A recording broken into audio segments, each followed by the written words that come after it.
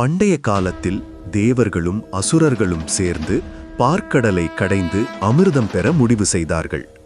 அந்த நிகழ்வுதான் சமுத்திர மந்தனம். மந்தர மலையை மத்தாகவும் வாசுகி பாம்பை கயிறாகவும் பயன்படுத்தி கடலை கடைய ஆரம்பித்தார்கள். ஆனால் அமிர்தம் வருவதற்கு முன் ஒரு கொடிய விஷம் வெளியேறியது. அந்த விஷம் ஹாலாஹல விஷம். அது உலகையே அழிக்கக்கூடிய சக்தியுடையது. தேவர்களும் அசுரர்களும் பயந்து பரமசிவனை சரணடைந்தார்கள். உலகத்தை காப்பாற்ற சிவபெருமான் அந்த விஷத்தை எடுத்து குடித்தார். ஆனால் அதை வயிற்றுக்குள் அனுப்பவில்லை, தன் கழுத்திலேயே தடுத்து வைத்தார். அதனால்தான் அவருக்கு நீலகண்டன் என்ற பெயர் வந்தது.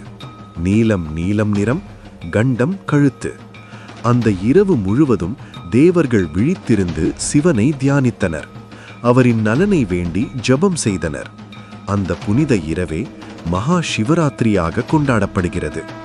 சிவராத்திரி என்பது இருளை நீக்கும் ஒளியின் இரவு, அகந்தையை அழிக்கும் ஞானத்தின் இரவு. ஓம் நம சிவாயான்னு கமெண்ட் பண்ணுங்க.